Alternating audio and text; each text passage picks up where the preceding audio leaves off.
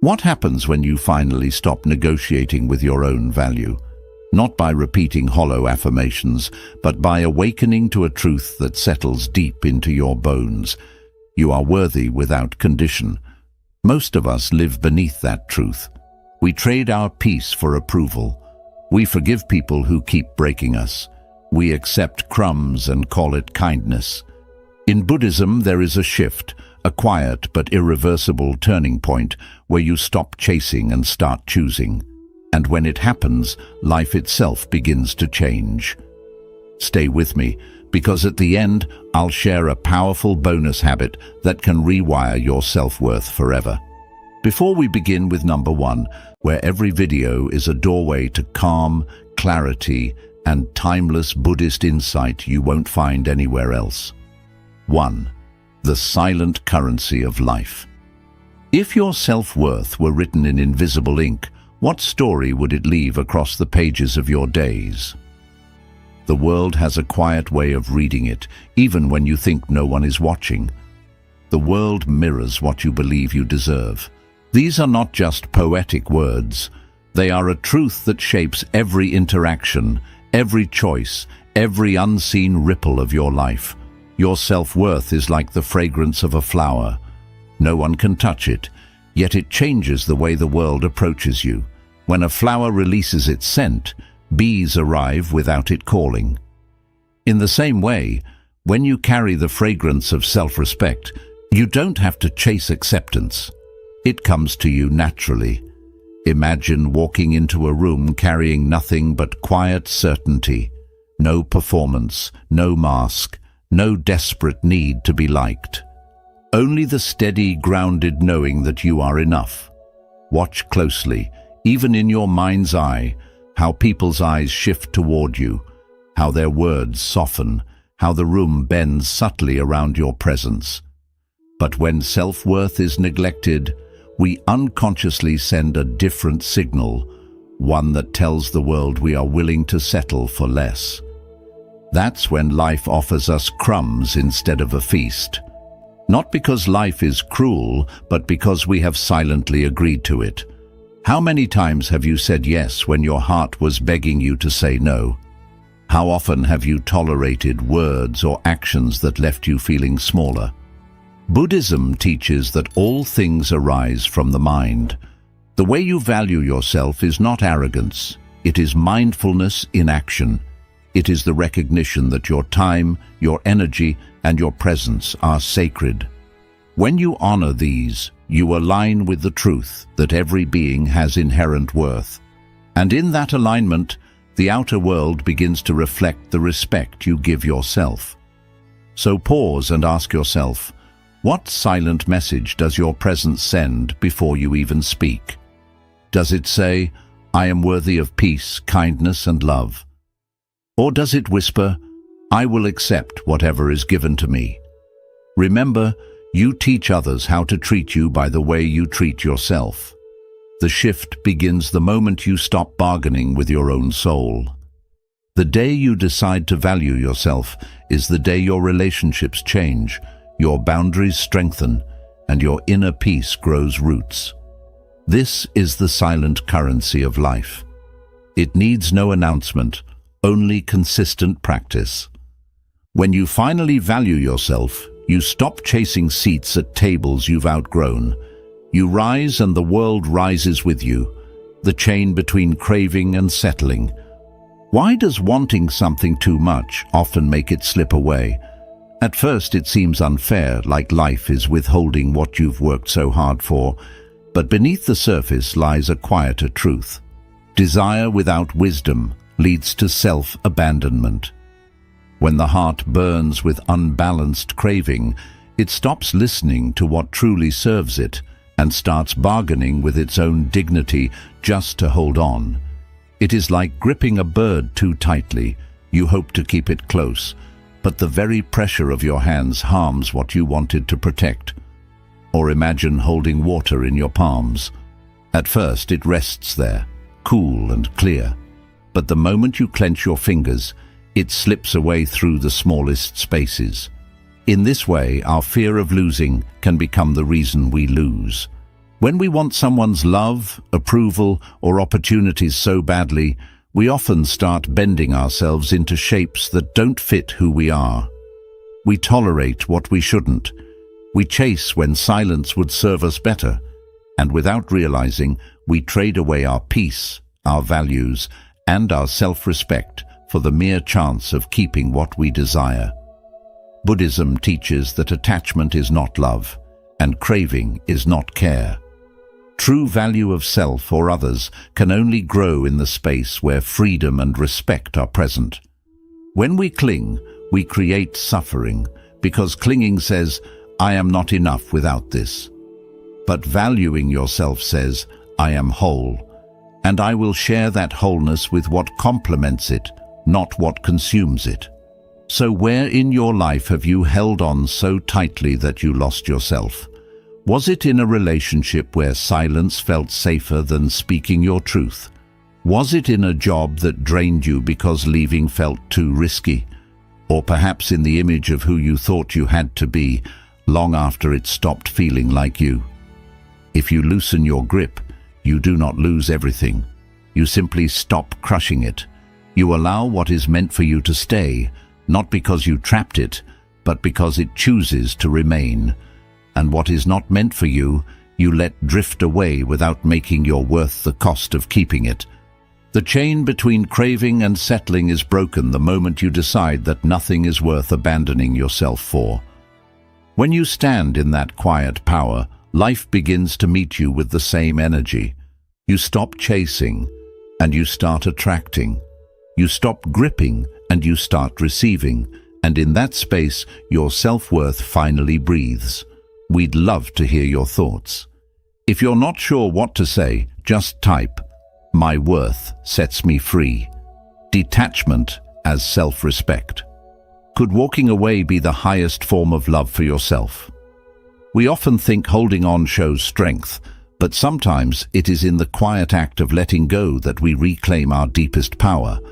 When you let go, you invite what is truly yours to stay. Letting go is not abandonment. It is an act of trust in yourself and in the flow of life. It is like releasing a kite into the wind. You do not chase it through fields or force it to return. You simply watch as it rises, knowing that if it is meant for you, it will circle back without you pulling the string too hard. The same is true with people, opportunities, and dreams. When we release the grip of fear, we create space for what is real to breathe and remain. Imagine placing a heavy stone down after years of carrying it. At first you almost miss its weight because you've grown used to it, but then something shifts. You feel your shoulders relax, your breath deepen, and the lightness spreads through your body. This is the relief that comes when you stop proving your worth by holding on to what drains you. Too often, we carry relationships, responsibilities, or expectations far past their time, not because they still nourish us, but because we believe letting go would mean failure. Buddhism teaches that clinging is a root of suffering and detachment is not coldness. It is clarity. It is seeing what no longer aligns with your peace and having the courage to step back without resentment. Ask yourself, what heavy thing have you been carrying just to prove your worth? Is it a friendship that no longer feels mutual? A career path that keeps dimming your spirit? A version of yourself that exists only to keep others comfortable? When you see clearly, you realize that some burdens are not badges of honor. They are signs that you have forgotten your own value. Detachment as self-respect is the decision to honor your well-being over the comfort of the familiar. It says, "I will not shrink myself to keep something that requires my suffering to survive." It is not an act of rejection toward others. It is an act of acceptance toward yourself. And here is the truth. When you let go with love, what is truly meant for you will not vanish. It will remain or return, not because you begged for it, but because it belongs in the space where your self-worth lives. Sometimes the most powerful step toward valuing yourself is the quiet walk away.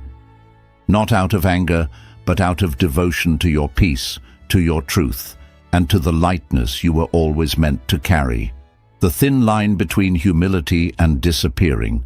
When does kindness turn into self-erasure? There is a fine and almost invisible line between humility and disappearing, and many cross it without even noticing. To be humble does not mean to vanish. Humility is a light in the heart, but disappearing is a shadow cast by fear, by the quiet belief that your needs are somehow less important than everyone else's. It is like watering every plant in the garden except your own. The flowers around you bloom brightly, but your soil dries and cracks. At first you may think this is noble, that your sacrifice is what keeps the garden alive. But in truth, a garden where you neglect your own roots is incomplete, because your presence is part of its beauty. Imagine yourself standing in a crowd, your voice soft but clear, your presence unshaken. You are not loud, yet you are not lost. You contribute without collapsing into invisibility. This is the balance true humility asks of you, to honor others without abandoning yourself. When you confuse humility with erasure, you start to say yes to what drains you, just to keep peace. You downplay your achievements so no one feels threatened. You silence your truth so others can be comfortable. And slowly you begin to believe the false story that being good means being small. Buddhism teaches the middle path, not leaning too far into pride, nor falling into self-neglect.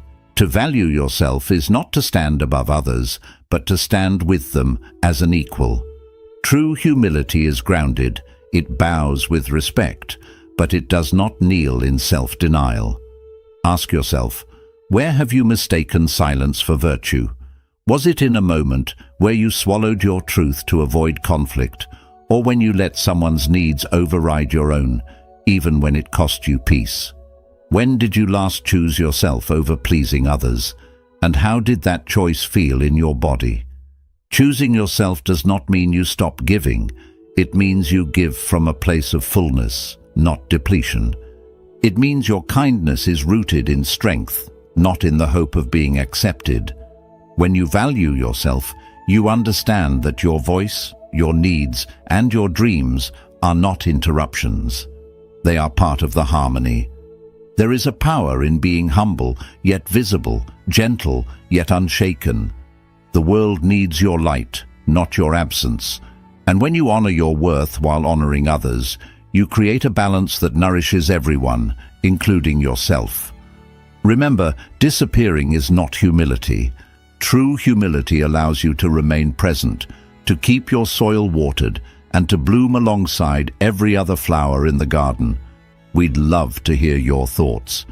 If you're not sure what to say, just type, "My worth sets me free." Stop bargaining with your soul. How many times have you traded your peace for approval? It is a quiet exchange, so subtle that you may not notice until the weight of it starts pressing on your spirit. Every time you lower your value, the world believes you. The world does not argue with the price you set for yourself. It simply pays it. It is like selling gold for the price of clay. You may think you are being reasonable, accommodating, or kind, but in truth, you are giving away something rare for far less than it's worth. And once this pattern takes root, others will not question it. They will adapt to it. You, however, will feel the cost in every corner of your being. Picture yourself holding a gem in your hands. You lift it to the light, watching the way it catches and reflects every ray. Notice how it shines whether anyone notices or not. This is your worth, unchanged by outside recognition, unaltered by the shifting moods of the world. The gem does not beg to be valued. It simply is. When you bargain with your soul, you silence your needs to keep the peace. You shrink your boundaries so others can expand theirs. You downplay your abilities so no one feels threatened. But each of these trades chips away at your self-respect until you start believing the discounted version of yourself you've been selling. Buddhism teaches that all suffering begins in the mind. If your mind believes you are less than you truly are, the world will echo that belief back to you. To value yourself is to practice right view, seeing clearly without the distortion of fear or insecurity. It is the recognition that your life is not for sale at a bargain price. Ask yourself, what have you been underpricing in yourself? Is it your time, given freely to people who never reciprocate? Is it your voice, kept quiet so as not to disturb the comfort of others? Or is it your dreams, shelved in the name of being practical? And who benefits from you not knowing your worth? To stop bargaining with your soul, you must first believe that it is priceless. This means setting boundaries that may disappoint others, speaking truths that may unsettle them, and choosing paths that may confuse them. It is not rebellion, it is alignment. When you stop lowering your value, you change the way life meets you. Opportunities shift, relationships deepen or dissolve. The noise around you grows quieter, and in that quiet, your true worth speaks for itself. Remember, the gem you carry was never meant to be traded for clay. Hold it, honor it, let it shine. Whether or not the world claps its hands, that is the unshakable power of valuing yourself. The power of quiet standards. What if the loudest boundaries are the ones you never speak? Not every act of self-respect needs to be declared. Some are lived so consistently that the world learns them without you uttering a single word. You teach others how to treat you by how you treat yourself. The way you rise in the morning, the choices you make about where to place your time, the energy you protect. These quiet acts send the clearest messages. It is like a tree that bends only so far before it stands firm again. The wind learns the shape of the tree's limits, and over time, it no longer tries to push it further. In the same way, when you stand firmly in your worth, life begins to adapt to your strength rather than testing it. Imagine drawing a circle of calm light around yourself. It is not a wall people can step inside, but only those who respect the space are welcome. You do not have to explain the circle, defend it, or apologize for it. It exists because you have chosen to honor your own peace. Those who love you will feel it and cherish it. Those who do not will either learn or leave. Quiet standards are built in the smallest moments. They are in the way you say no without guilt, the way you remove yourself from conversations that drain you, and the way you keep your commitments to yourself even when no one is watching. Each choice teaches others what is acceptable in your presence. Buddhism reminds us that self-respect is not a fight against the world. It is harmony with truth. A boundary is not a punishment for others. It is a protection for your own heart. When set with compassion, it does not close people out. It invites the right ones in. Ask yourself, where in life do you need to redraw your circle? Is it in your relationships, where patterns of disrespect have been allowed to repeat? Is it in your work, where your time has been treated as if it were endless? Or is it in your own habits, where you have crossed your own lines too many times to count? When you redraw the circle, expect discomfort, not because you are wrong, but because you are changing the unspoken agreements that once allowed your peace to be broken. Over time, this discomfort fades, and what remains is clarity. You are no longer available for what depletes you. The power of quiet standards is that they do not require approval to exist. You simply live them, and they shape your world. And when your life is built on such silent strength, you stop chasing respect because you already carry it within you. When saying no opens doors, why does refusing the wrong thing often bring the right thing faster? At first, saying no can feel like closing yourself off from life, as if opportunities might dry up if you turn even one away. But the truth is, in every no, a deeper yes is hidden. A no is not an ending. It is the clearing of space for what is truly aligned with your path to arrive. It is like pruning a tree, so the healthiest branches can grow. The act may look harsh from the outside, but it is an act of care. Without it, the tree wastes energy feeding what will never bear fruit. And so it is with our lives. When we keep saying yes to what drains us, we starve the parts of ourselves that are meant to flourish. See yourself closing a door gently, not in anger, not in haste, but with full awareness. And as you step back, you notice another door nearby, bathed in light, one you hadn't seen before.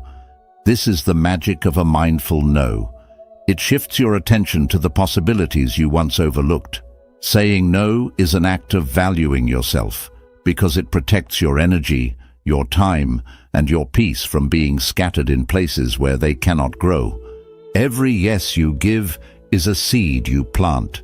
If you scatter them carelessly, the soil may be barren. But when you choose where they go, the harvest changes entirely. Buddhism teaches us the importance of right effort, directing our energy toward what nourishes our well-being and the well-being of others. Right effort requires discernment. It asks you to pause and ask, does this serve my path, or does it pull me away from it? Without this pause, we end up trading our deepest yes for shallow, short-term comfort. So, what in your life needs pruning? Is it the constant commitments that leave you too exhausted to focus on what matters? Is it the relationships that demand you shrink so they can grow unchecked? Or is it the inner habit of saying yes to avoid the discomfort of disappointing others? And what could grow if you stopped feeding what drains you? Perhaps a long-forgotten passion would bloom again. Perhaps your health, both mental and physical, would strengthen. Or perhaps space would open for new people, opportunities, and insights that truly match your values. Saying no is not rejection. It is redirection. It is telling life, I will not settle for less than what nourishes me. And when you stand in that truth, you find that the right doors open more easily because they are drawn to the space you've made for them. In every no, there is a yes to your worth, your peace, and the life you are here to live fully. We'd love to hear your thoughts. If you're not sure what to say, just type, "My worth sets me free," the sacred pause before accepting less. What would happen if you stopped and truly asked, does this honor me? In a world that moves fast, the temptation to accept whatever comes first can feel irresistible. But the space you allow is the space life will fill. If you rush to fill that space with less than you deserve, you may never see what was meant to arrive. It is like a bowl waiting for water. If you pour in mud just to stop it from being empty, you lose the chance to receive something pure. The emptiness is not the enemy, it is the invitation. In the same way, your pauses, your hesitations, your moments of waiting are not wasted. They are the fertile ground where the right things can take root. Imagine standing in a vast, still field. The air is quiet, the horizon wide. There is no need to move until the right wind arrives to guide your steps. This is the sacred pause, the choice to wait until the option in front of you truly matches your worth. Too often we mistake stillness for being stuck. We say yes to jobs, relationships, or chances just to escape the discomfort of waiting. But every rushed yes sends a quiet message to life. I will accept less than I deserve if it comes fast. And life, always listening, will bring more of the same. Buddhism teaches the value of mindfulness, not only in thought, but also in action. Mindfulness is the art of waiting for alignment, not just movement. It is trusting that the right offer will come when the conditions are right, and that your work is to keep your bowl clean and ready. Ask yourself, where do you hurry to fill the silence? Is it in relationships? Fearing solitude means loneliness. Is it at work, chasing tasks to avoid the pain of uncertainty? Or is it in your self-image, trying to look complete before you truly feel it inside? What could patience bring instead? Maybe deeper connections, because you choose only what truly resonates. Maybe more satisfying work, because you waited for a role that respects your skills and values. Or maybe a kinder relationship with yourself, because you gave yourself time to grow before leaping. The sacred pause is not doing nothing. It is making space for the right things to find you. It is valuing your energy so much that you refuse to spend it on what does not nourish you. When you can stand in stillness without grabbing for less, life has room to send what is truly yours. And when it arrives, it won't just fill your hands, it will fill your heart. The mirror of relationships. What if every person in your life shows you your own sense of worth? The people you let close, the treatment you accept, the words you tolerate, all mirror the belief you hold about yourself. You accept only the love you believe you deserve. Relationships aren't just connections, they are reflections. They reveal where you honor yourself and where you have forgotten your value. It is like a mirror that reflects not your face, but your beliefs. When your belief in your worth is strong, the reflection returns respect, kindness, and care. When it is fogged by doubt, the reflection may appear as neglect, criticism, or imbalance. And if we are not mindful, we can start thinking this distorted image is the truth. Picture yourself standing before a calm lake. Its surface is still, waiting. As you look in, what looks back at you? Is it someone standing tall, shoulders open, eyes steady with quiet strength? Or someone avoiding their own gaze, unsure of what they truly deserve? The lake does not lie. It simply reflects what you bring.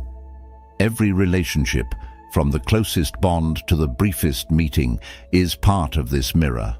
The friend who cheers you on may reflect the part of you that believes in your dreams. The partner who takes more than they give may reflect the part of you that fears speaking your needs. The colleague who respects your boundaries mirrors the self that stands firm in them. Buddhism teaches interdependence, that we are all connected, and through these ties, we learn ourselves more deeply. Relationships are the ground where our inner truth is tested. They show not only who others are, but who we believe we are in their presence.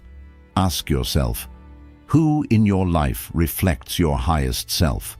Who sees you as whole, capable, and worthy without conditions? And who reflects the parts that still doubt, that settle, that ask permission to take up space? Both reflections teach you. One shows what to grow, the other shows what to heal. Valuing yourself means choosing the mirrors you keep close. It means stepping back from those that distort your image and leaning toward those that remind you of your light. This is not about cutting people out in anger. It is about adjusting the distance so your reflection stays true. As your self-worth deepens, the reflections around you change. The water clears, the mirrors grow kinder, and the love you receive begins to match the love you give yourself. In that reflection, you finally recognize the truth. You were worthy all along, without the need to prove it. What if the moment you stop trying to prove yourself is the moment you win? The world tells us to chase validation, to collect applause, approval, and attention, as if our worth depends on it. But the deeper truth is that proving yourself is like trying to hold water in your hands. No matter how tightly you grip, it slips away. Silence is the proof of knowing. When you truly know who you are, you don't feel the need to explain it to anyone. You are like a mountain, unmoved by praise or blame. A mountain does not shrink when clouds cover it, nor grow taller when the sun shines. It remains as it is, rooted in its essence. When we live like this, outside voices lose their power. Compliments do not inflate us, and insults do not shrink us. We stand in the quiet strength of our own being. Imagine sitting under a great tree while wind moves through the branches. You feel the air on your skin, but you do not chase it or try to catch it. It comes and goes, and you remain still. This is the way of one who has released the need to prove. They do not chase what already lives within them. Buddhism teaches that the self we try to defend or present is not fixed. It is fluid, changing, and beyond the labels we cling to. When you stop trying to prove yourself, you make room to simply be yourself. That self is freer, lighter, and at peace. Consider what you are still trying to prove. Is it your intelligence, your worth, your strength, and to whom? Often the loudest need to prove comes from the quietest doubt. When we heal that doubt within, the urge to convince others fades. There is power in entering a room without needing to be noticed. There is freedom in letting your actions speak without forcing anyone to listen. You stop living as a performance and start living as a presence. And the more at peace you are with yourself, the more others can feel that peace around you. Ask yourself, who would you be if you no longer had to prove anything? How would your voice sound without fear or the need for approval? The answer is not someone smaller, but someone truer. Someone with quiet confidence, steady against the world's shifting tides. When you let go of proving, you do not become invisible, you become undeniable. You walk like the mountain, rooted and unshaken, knowing you are always enough, even in silence. The inner temple of self-respect. Where does self-worth truly live? Many look for it in others' eyes, in achievements, possessions, or public approval, but these are shifting sands, temporary and unable to hold the weight of who you are. The deeper truth is this: the sacred is within before it appears without. Self-worth is not something to find, it is something to honor. It is like a temple no one can enter without your blessing. This temple is not stone. It is built from the values you live, the boundaries you keep, and the love you give yourself. Its gates open only to those who come with respect. When you understand this, you stop letting careless footsteps trample your sacred space. Picture your heart as a candle-lit temple, warm, holy, and protected. Inside there is peace. Inside there is strength. You decide who may enter, and you decide what may stay. This is not arrogance or isolation. It is remembering that what is holy should not be handled carelessly. Buddhism teaches that the mind and heart are the true seats of the sacred. When you treat them with respect, you begin to walk differently in the world. You stop saying yes to what disrespects you. You stop staying where you are diminished. You stop seeking worth in places that cannot give it. Ask yourself, what rules does your temple live by? Maybe kindness, truth, patience, or honesty. These become your temple laws. And who have you let in without permission? Maybe there are voices, relationships, or duties that dishonor your sacred space. The temple stays pure only when you are mindful of what you welcome inside. When you live with self-respect, you do not close your heart. You simply guard its door. You invite love that nourishes, friends who honor, work that fulfills, and silence that heals.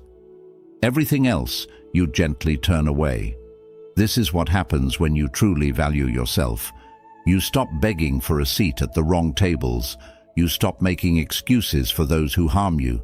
You stop dimming your light to keep others comfortable. Instead, you become a living temple, standing in quiet dignity, glowing from within.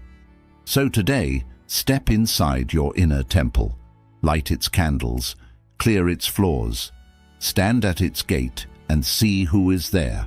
And when you open the door, let it be because they honor the sacred in you, just as you honor it yourself. In that choice, you reclaim the deepest truth. You were always worthy, and your temple was always yours to protect. We'd love to hear your thoughts. If you're not sure what to say, just type, "My worth sets me free." Bonus lesson: when life bows to your worth, what happens when you finally truly value yourself? Life begins to respond in ways you never imagined. What you seek, starts to seek you.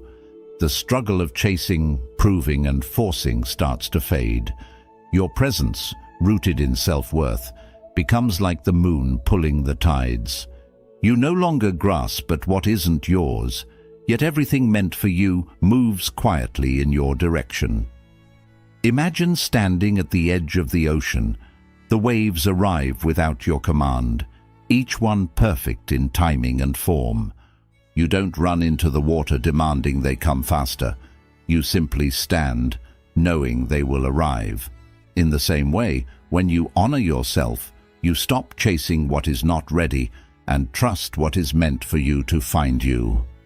Buddhist wisdom says all things arise from cause and condition. When your life is shaped by self-respect, clarity, and inner peace, you create space for what you desire to grow naturally. The moment you stop settling for less, you open room for what truly belongs to you to appear. But many fear the wait. We try to fill silence with noise and emptiness with whatever is there. In that rush, we invite the wrong waves, the ones that crash hard and pull us under. The patient heart stands calmly at the shore, trusting the right tide will come. Ask yourself, what will you start attracting once you stop settling? Maybe love that feels like home, work that fits your values, friends who lift you up, and opportunities that honor your talents. These do not come from desperation, they come from resonance. And are you ready to meet that version of you, the one who knows their worth so deeply they no longer ask for permission? This you is not louder, but steadier, not more demanding, but more certain. They know life is not about forcing the wrong doors to open. It is about standing at the right ones, trusting they will unlock at the right time. When you value yourself, life seems to bow in return. People treat you with more respect. Opportunities come easier, and even challenges turn into stepping stones, not roadblocks. You are no longer chasing tides, you are welcoming them. So today, stand on your own shore, feel the wind, hear the waves. Let life come to you in its perfect rhythm. Trust that the ocean of existence knows your name, and that every wave meant for you will arrive without force, without fear, and without fail. Quick summary of the principles. The silent currency of life. Your self-worth is an unseen force shaping every interaction and chance. How you see yourself sets the tone for how others treat you and what you attract. The chain between craving and settling. When you cling too tightly to desire, you risk losing yourself. Unchecked craving leads to compromise and self-abandonment, pulling you from what you truly deserve. Detachment as self-respect. Letting go of what is not aligned with your worth is deep self-respect. In Buddhism, detachment is not loss, it is making space for what truly belongs. The thin line between humility and disappearing. True humility is strength, but taken too far, it erases you. Stay kind and grounded without giving up your needs or identity. Stop bargaining with your soul. Each time you lower your standards to please others, you teach them to undervalue you. Respect yourself by refusing to trade your peace or principles for approval. The power of quiet standards. You don't always need to announce your boundaries. Living them is enough. Your choices quietly show what you will and will not allow. When saying no opens doors. Rejecting what is wrong for you creates space for what is right. A clear no is often the first step toward a better yes. The sacred pause before accepting less. Before you agree to anything, pause and ask if it honors your worth. Patience keeps you from filling your life with people or commitments that drain you. The mirror of relationships. The relationships you keep often reflect what you believe about yourself. When you believe you deserve respect and kindness, you naturally attract relationships with those qualities. Releasing the need to prove. You don't need to prove your worth. Real strength is quiet confidence, knowing your value without constant validation. The inner temple of self-respect. Your self-worth is sacred and must be guarded. Let people into your inner world by choice, not desperation. When life bows to your worth. When you truly value yourself, life responds. Opportunities, relationships, and experiences align with your energy, and what doesn't serve you falls away. When you value yourself, you stop living like a beggar at the gates of approval. You walk with quiet certainty, knowing what is meant for you will recognize you. This is the heart of Buddhist wisdom. Your outer world is a mirror, and when your inner worth rises, the reflection changes. You no longer grasp, plead, or shrink. You simply stand, and life bows. In Zen, self-worth is not an ego to inflate, but a truth to honor. It is the steady knowing that you are already whole, already enough, already deserving of peace. Every no to what diminishes you is a yes to the life you're meant to live. The shift is subtle, but once it happens, you can't return to the old habit of settling. When you realize your value, you stop needing others to tell you who you are. So today, ask yourself, does this choice reflect my worth? The moment you start answering with courage, the rhythm of your life changes. If you felt wisdom here, like, share, and comment for more simple, peaceful insights.